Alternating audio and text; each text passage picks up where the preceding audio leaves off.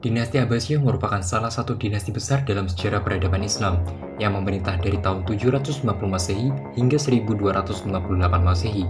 Pada periode ini, dunia Islam mencapai puncak kejayaan dalam berbagai bidang ilmu pengetahuan, sains, teknologi, seni, sosial budaya, dan juga ekonomi. Berdirinya dinasti Abbasiyah tidak terlepas dari dinamika politik, sosial, dan ekonomi yang terjadi pada masa Khalifah Umayyah yang mendahulunya. Sejarah pembentukan dinasti Abbasiyah mencerminkan transformasi besar dalam dunia Islam yang mempengaruhi berbagai aspek kehidupan umat muslim.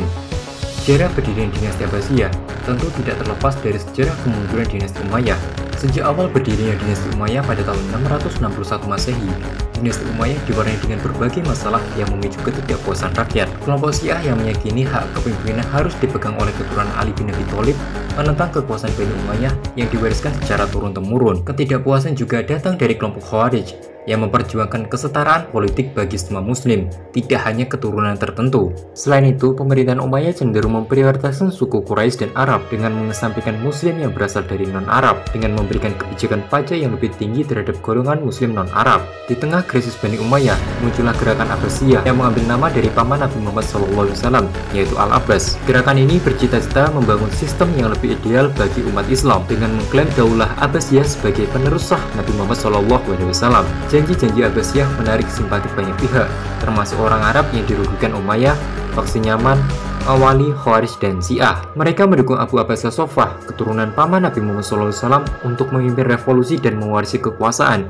Hingga pecahnya pada tahun 750 Masehi, terjadi pertempuran Zab yang menandai runtuhnya Bani Umayyah. Setelah kemenangan tersebut, Bani Abbas mendirikan kekhalifatan baru dengan Abu Abbas As-Saffah sebagai khalifah pertamanya. Selama masa pemerintahannya, Kekhalifatan Abbasiyah menerapkan pola pemerintahan yang berbeda-beda sesuai perubahan politik, sosial, dan budaya. Kekuasaan dinasti ini berlangsung selama 5 abad, yakni dari tahun 750 Masehi hingga 1258 Masehi, dengan wilayah kekuasaan mencakup Turki, Irak, Maroko, India, Suriah, Mesir, hingga Persia, yang pusat pemerintahannya berada di Baghdad. Para ahli membagi pemerintahan Abbasiyah menjadi 5 periode. Periode pertama pada tahun 750 Masehi hingga 847 Masehi disebut periode pengaruh Persia pertama.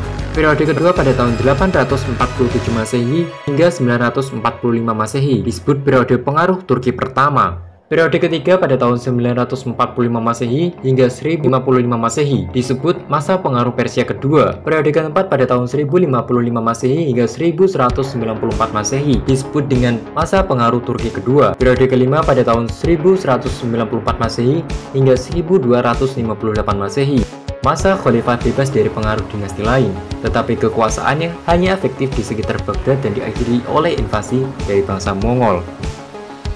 Periode pertama pemerintahan dinasti Abbasiyah merupakan periode kejayaan Islam, atau yang lebih dikenal dengan nama The Golden Age of Islam. Pada waktu itu, khalifah-khalifah Bani Abbasiyah secara terbuka mempelopori perkembangan ilmu pengetahuan dengan mendatangkan naskah-naskah kuno dari berbagai pusat peradaban sebelumnya untuk kemudian diterjemahkan, diadaptasi, dan diterapkan di dunia Islam. Para ulama yang ahli dalam berbagai ilmu pengetahuan baik agama maupun non-agama juga muncul pada masa ini. Perkembangan pesat peradaban juga didukung oleh kemajuan ekonomi imperium yang menjadi penghubung dunia timur dan barat. Stabilitas politik yang relatif baik terutama pada masa Abbasiyah awal juga menjadi pemicu kemajuan peradaban Islam.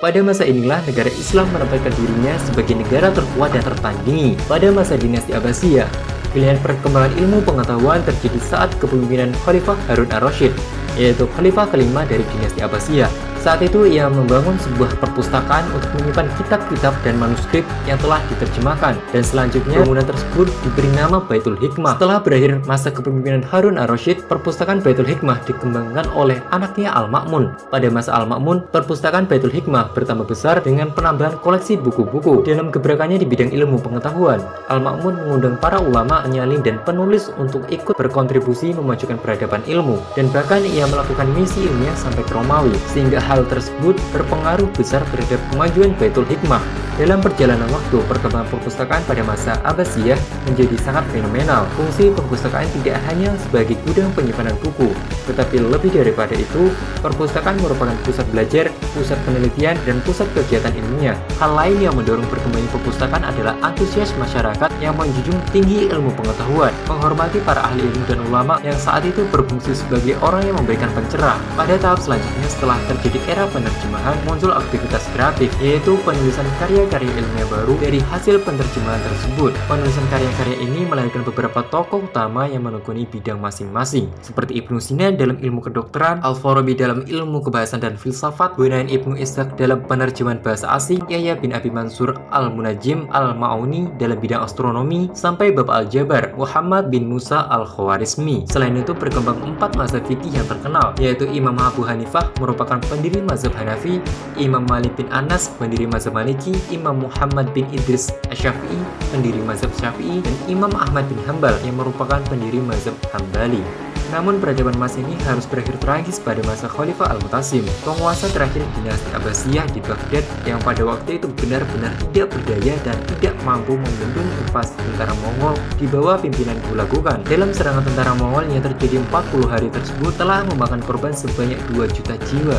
Khalifah Al-Mutasim bersama anak-anaknya juga dibunuh oleh tentara Mongol. Semua kitab-kitab yang ada, baik dalam perpustakaan Baitul Hikmah maupun di tempat lainnya, guru-guru, imam-imam, pembaca-pembaca semuanya disapu habis, sehingga berbulan-bulan lamanya kota Baghdad menjadi daerah yang kosong. Hingga pada tahun 1258 Masehi, perpustakaan itu hancur bersamaan dengan runtuhnya dinasti Abbasiyah. Sekian dan terima kasih.